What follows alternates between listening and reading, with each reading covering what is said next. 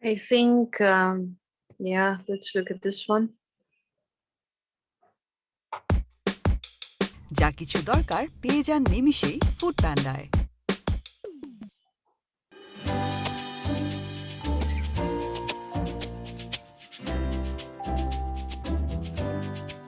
Hi and welcome back to freesciencelessons.co.uk. By the end of this video, you should be able to describe how substances are absorbed by active transport. You should then be able to describe examples of active transport in animals and plants. We've already seen how substances move by diffusion.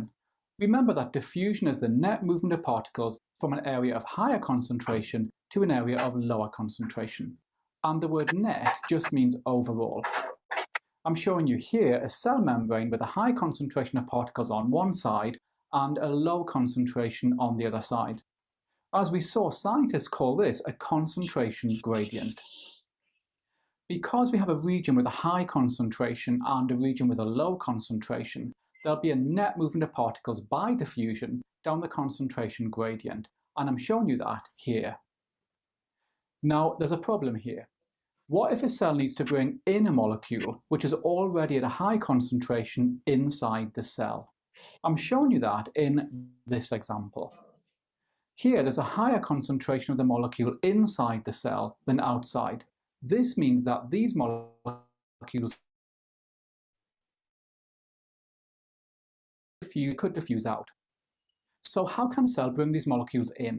To do this, the cell uses a process called active transport.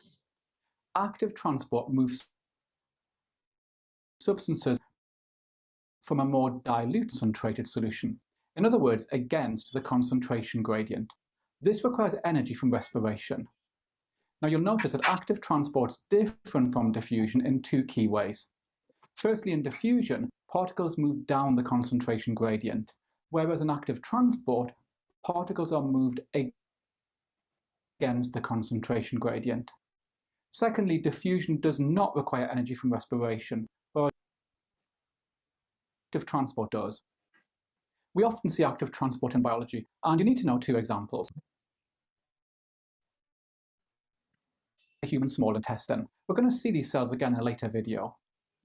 The cavity of the small intestine where food's digested is called the lumen, and we can see that here. In the lumen, we find the molecules produced when food's digested, and a good example of this are sugars such as glucose. You can see that the concentration of sugars in the lumen is lower than the concentration of sugars inside the cell. So these sugars cannot diffuse into the cell. Instead, the sugars are carried in by active transport like this. Once they're inside the cell, the sugars can then be transported into the blood and carried around the body. Now you'll notice that these cells have got lots of mitochondria. These carry out respiration, providing the energy needed for active transport. Let's take a look at an example of active transport in plants. This shows a root hair cell found in the roots of plants. We saw these cells in an earlier video. Root hair cells transport ions such as magnesium into the plant from the soil. Plants need magnesium to make chlorophyll in the leaves. The concentration of ions in the soil is lower than the concentration inside the root hair cell. So active transport is used to move the ions into the cell like this. These ions are then transported into the xylem vessels and moved to the leaf. Again, we can see that root hair cells have got lots of mitochondria to provide the energy for active transport. Remember, you'll find plenty of questions on active transport in my revision workbook, and you can get that by clicking on the link above. Okay, so hopefully now you should be able to describe how substances are absorbed by active transport. You should then be able to describe examples of active transport in animals and plants.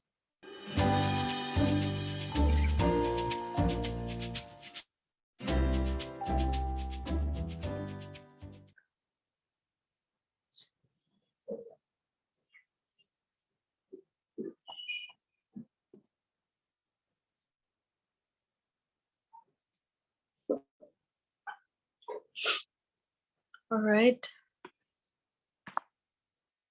Let's get back. Is it clear now? Are there any questions? Yeah. It's clear. Okay, great. Now the next chapter I think is enzymes, right? Yeah.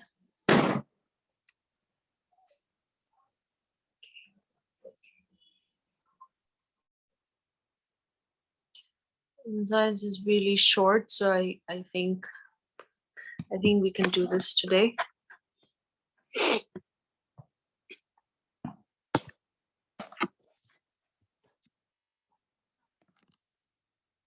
Okay, so what are enzymes?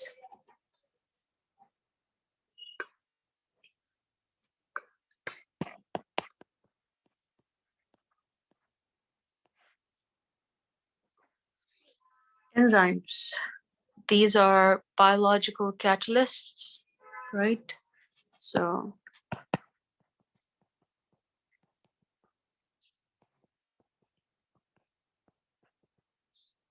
they do what? They speed up the rate of chemical reactions without being altered in the reaction. So they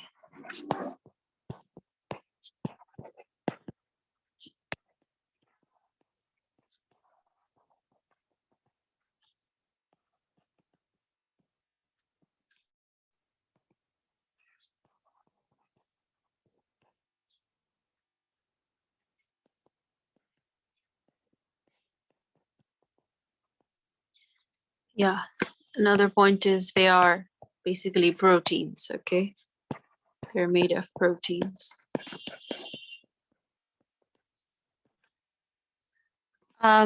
So how do they speed up the rate of reaction?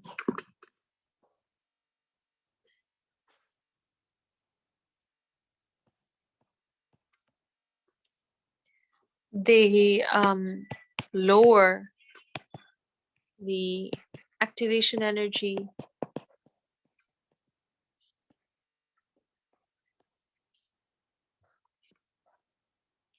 lower the activation energy of a chemical reaction. Of a chemical reaction that occurs in our body. Okay. Yeah, what is the activation energy? Do you know? Yeah, it's the energy, it's the minimum energy required for a reaction to begin. Exactly. This is the amount of energy that is needed for a reaction to begin. Okay. So usually activation energies, they can be quite high. So what enzymes do, or catalysts in general do, is that they lower the activation energy so that the reaction can start with even a low amount of energy. So they basically provide an alternative pathway for the reaction to occur. Okay. Yeah. Yeah. So that is needed in our body because if we actually have to provide the activation energy of a particular chemical reaction, then, for example, we would need to actually have drastic conditions, right? Like we need to increase the temperature a lot. So we will have very high temperatures and yeah, and a lot of energy to start the reaction, and that will cause problems for the rest of the body. দেখবা প্রত্যেকবার কোনো না কোনো reaction হওয়ার জন্য পুরো body temperature rise করছে, জ্বর এসে পড়বে if the enzymes are not working. Okay, so that's why enzymes are really needed in our body. And another thing to mention is that since they're not really used up in the reaction, so they're not altered in the reaction, neither are they being used, so they can regenerate. So not regenerate, they can really, they remain unchanged. Okay, so they can participate in multiple chemical reactions at a time. So Apu, but each enzyme will only be in a reaction with only one kind of substrate. product. Yes. Substrate, sorry, not product. Yeah, coming to that point. So what I mean is, in our body, we don't need, a large amount of enzyme, right? So they are required in small amounts.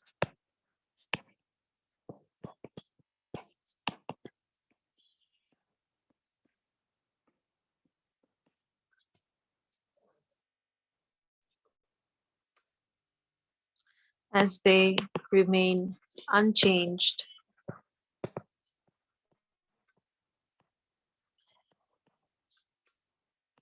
the chemical reactions.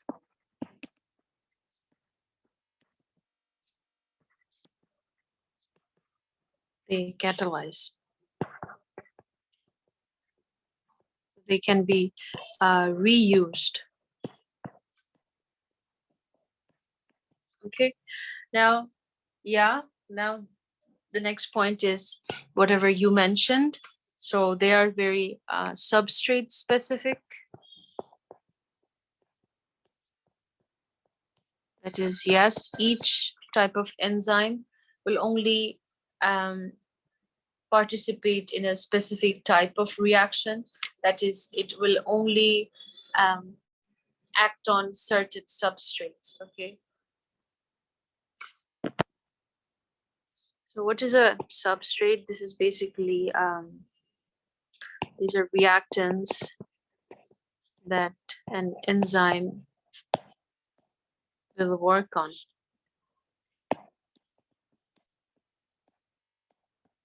Okay. So each enzyme can only act on one particular type of substrate. Okay.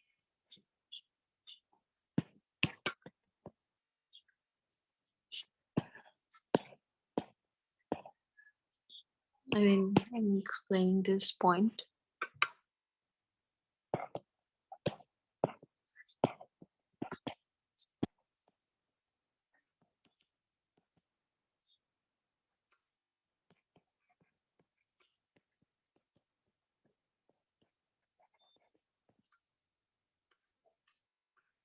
So if you want to give examples of this point, for example, amylase, which is an enzyme, it can only digest starch. It cannot digest cellulose, which are basically both polymers of glucose. Even cellulose is made of glucose, starch is made of glucose, both are made of glucose, but amylase can only work on starch.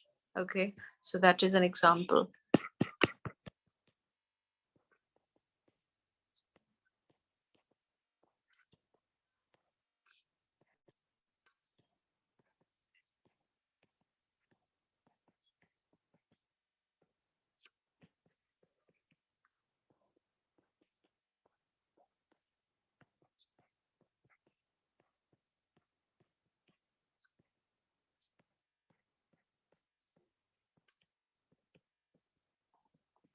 Okay.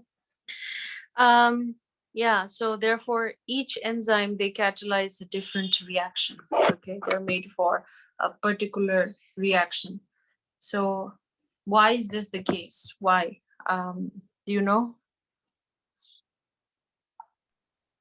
Because they are made in because of the lock and key I don't know, mechanism. They're made into a Yeah. certain shape, and it will only fit into that shape.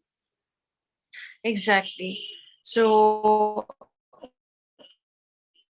actually have each enzyme has a unique, let's say 3D structure. So I'm just going to mention in a while that each enzyme has a very unique active site. Active site is the place where the substrate will bind to the enzyme. So it has a very unique shape for that particular substrate only. Okay. So yeah, now I'm going to mention lock and key hypothesis, but before that, please note these down and then we can move on.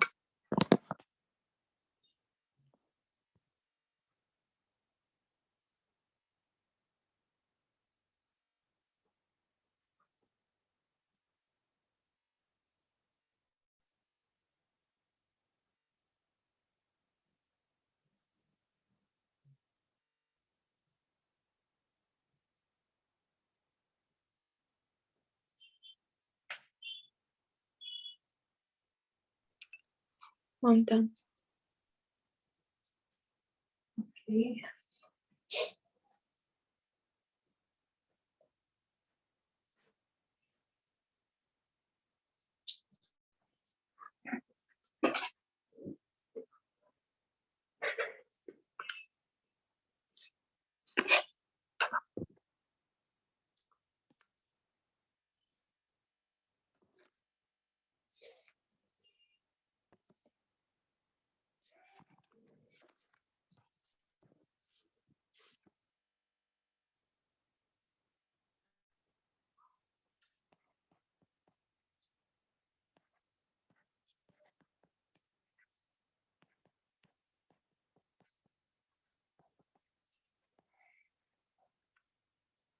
Okay. So this lock and key hypothesis or mechanism, whatever you want to say, these are, so this relates the enzyme specificity to the presence of active sites. So an active site, like I mentioned just a moment ago, active site is the region on an enzyme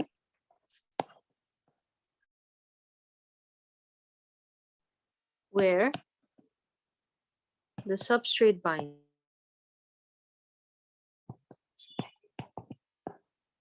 Okay.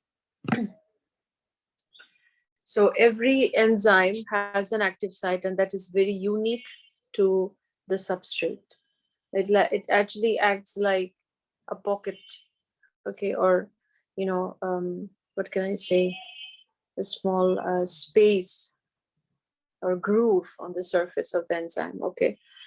Now this space, this pocket, whatever it is actually part of that 3D structure of an enzyme.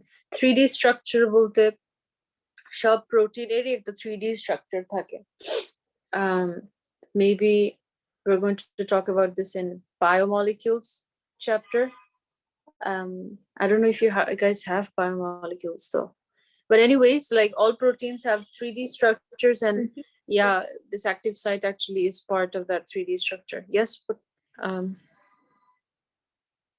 you were saying something? No, I think we do have the biomolecules chapter. I think it's in the middle, most probably. Oh, okay. Then we will study there that proteins do have a 3D structure, and like I mentioned, enzymes are proteins as well.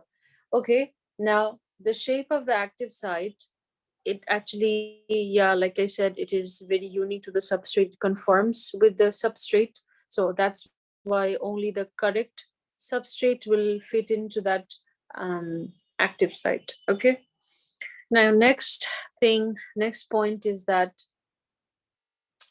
so when a substrate molecule binds to the active site of the enzyme,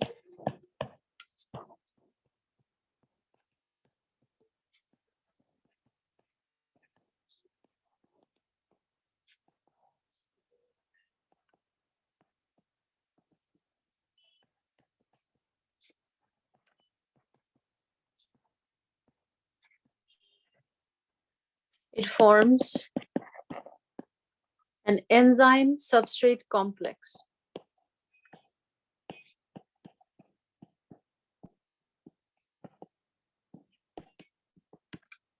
Okay. Now the reaction is only after this enzyme substrate complex is formed, that's when the reaction is catalyzed. Okay. So the substrate is basically converted into product, right?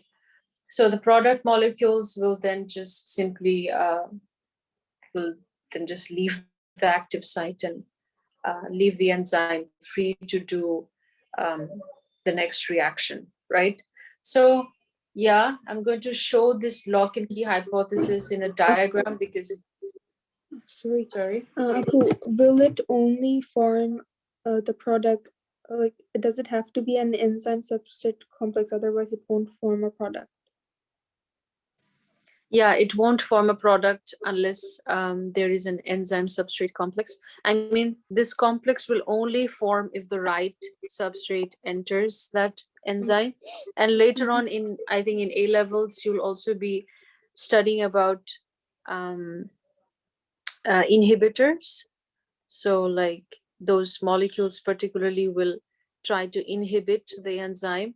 So it will actually bind to a different site of an enzyme, and it will stop this thing. It will stop the enzyme from forming a complex with a substrate. So that's why even if the substrate will bind to the active site, it won't be able to form a product. Okay. But those are for later, like in A levels, you'll be studying those, I think, but not now. I don't think so, but I'll check. Yeah, I think all you need to know right now is this enzyme substrate complex, lock and key hypothesis, and the effect of temperature on the rate of enzyme catalyzed reactions and the effect of pH. That's it.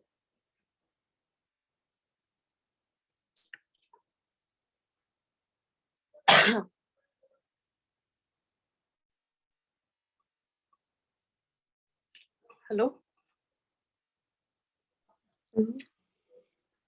Yeah, so is it clear what Yeah, I've asked? it's clear. Okay. So next, yeah, I was about to draw the diagram, but before that, I'm just going to do a small thing. We'll quickly check. Yeah. You guys do not have that, so I don't have to explain those inhibitors and stuff.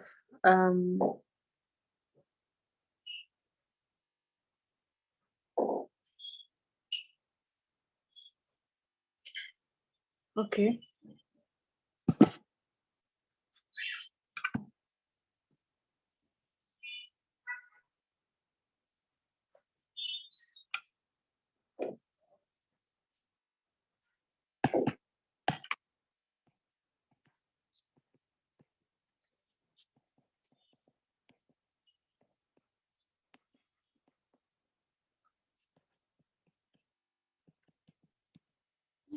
So let's say we have this.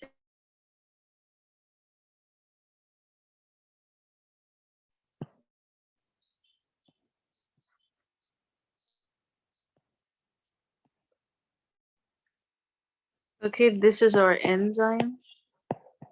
And I'm going to draw the substrate in blue color. So, okay, this is our substrate. You can see that this is the, by the way, this is the active site. This one is the substrate. This is the active site. Yeah, so as you can see, their shape is the same. The next step is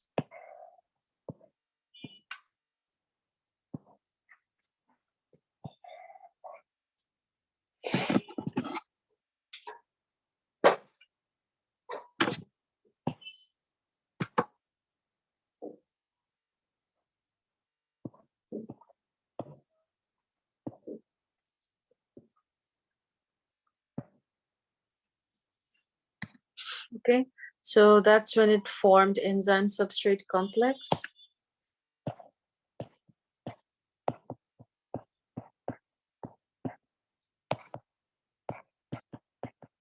Okay. And then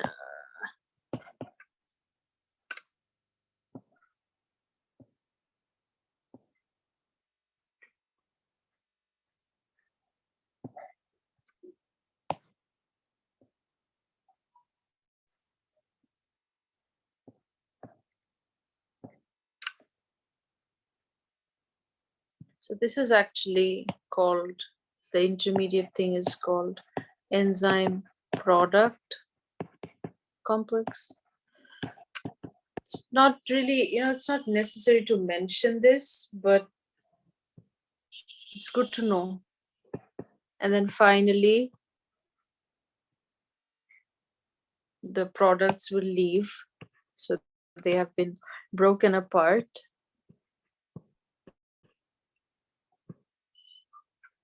These are the products. Okay. I think So does it always have to be broken apart? Can sometimes the product come as a whole, or does it always separate? yeah, it can be different things. So for example, it could be one substrate molecule that is broken down into two. Sorry, it can be two like substrate molecules that can be joined together to form one single product. It can be multiple things actually. So sometimes there are some enzymes which actually creates an isomer. So for example, you might have this substrate, and then you end up having, let's say, this. So just altered. It's probably an isomer. So you can have one substrate and one product. You can have two substrates and one product. Sometimes you can have one substrate and two products. It differs in multiple places, in different situations, just different. Okay, but Yeah. the mechanism is the same. Every time a substrate binds to the active site, it will form an enzyme substrate complex, and then it will do its reaction. It will form products, and there's an enzyme product complex, and finally the products are um, okay to leave. I hope that's clear. Yeah.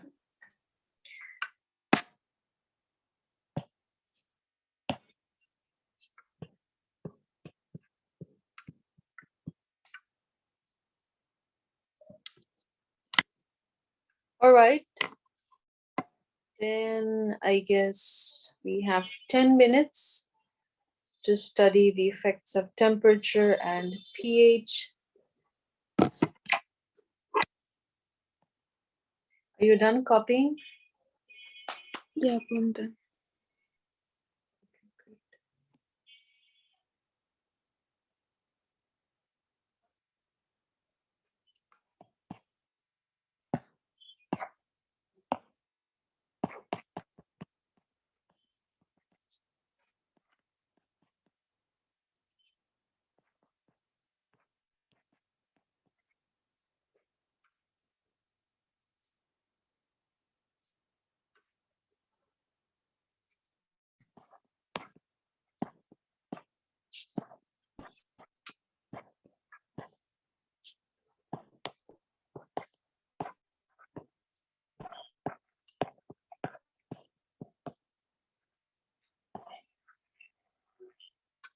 Okay.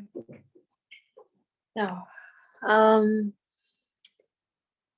there's a graph that you need to study actually.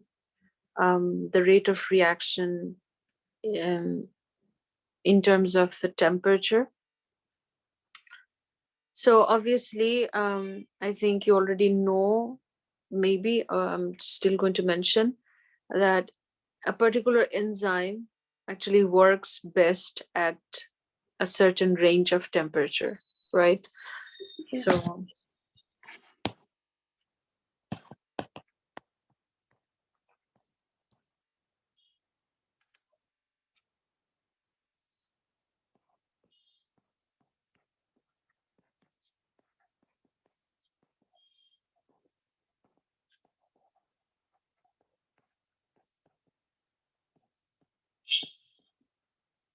this is known as its optimum temperature.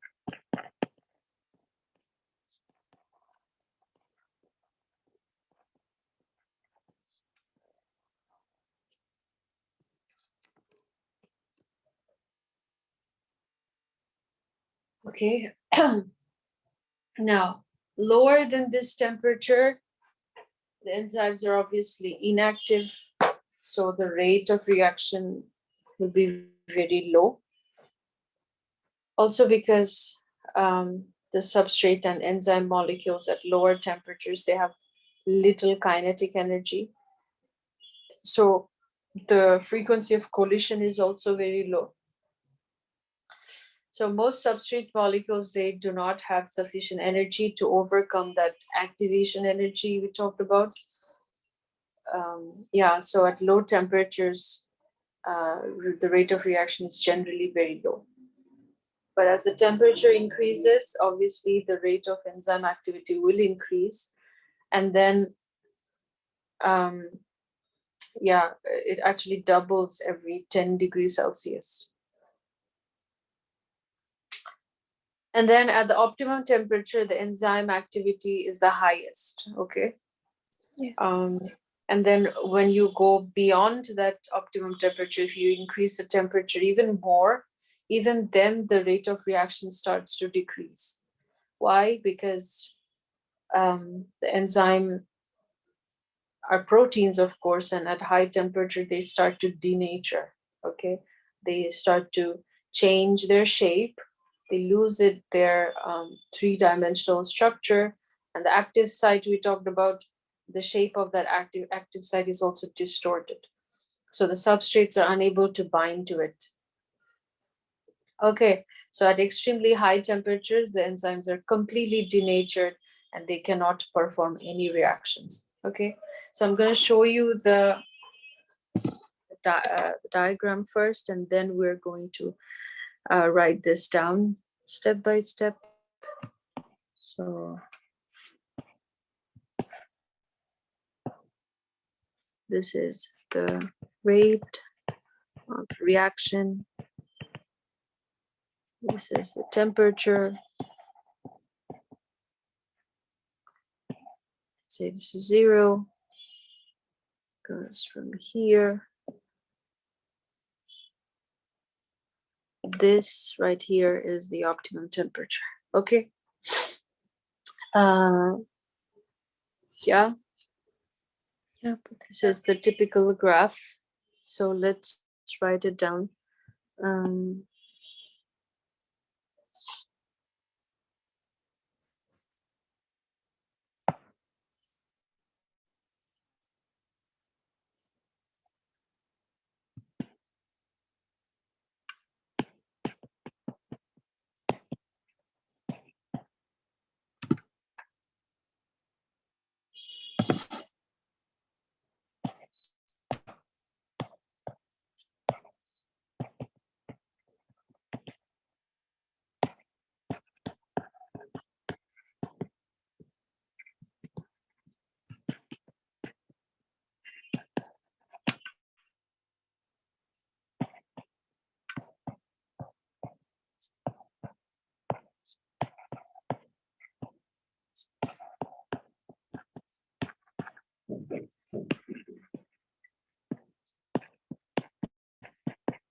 Ke means kinetic energy.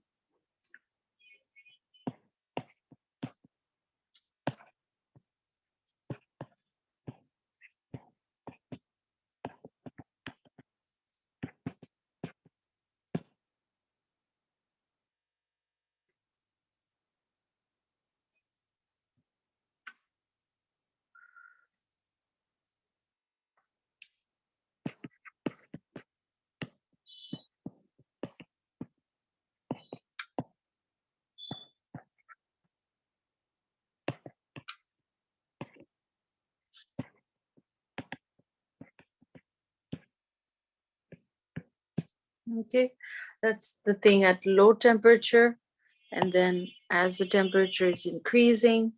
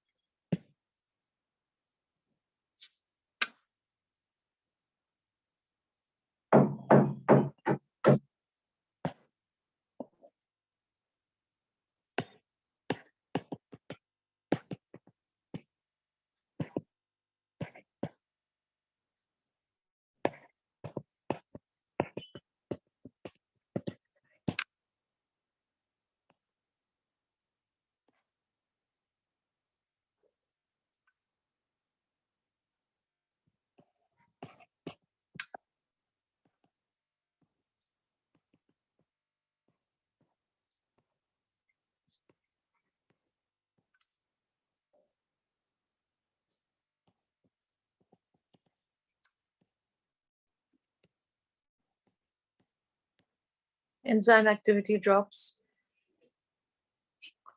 sharply.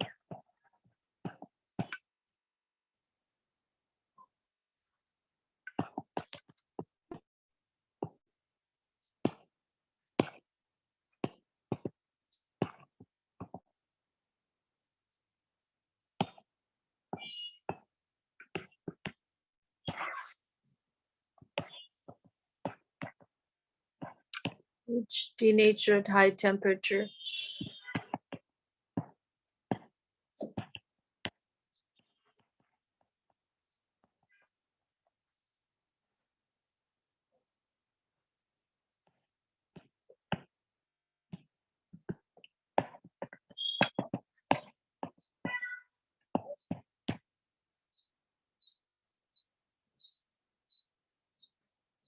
All right, and the last part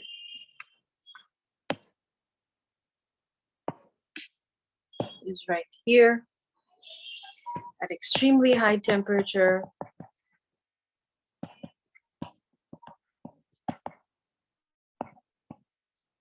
enzyme is completely denatured. Okay, so reaction stops. Hello? All right, so next class I'm going to continue on the effect of pH. Oh God. Okay. Yeah. Yeah. Are you done writing them down? Almost of it. Okay, sure.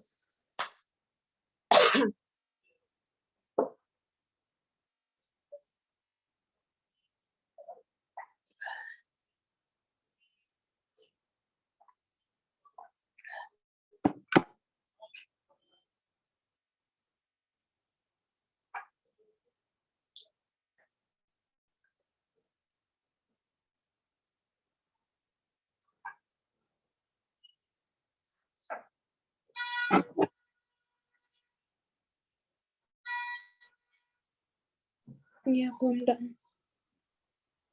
All right. Are there any questions? No. Okay, then. I think that's enough for today. See you next class. Bye. Bye.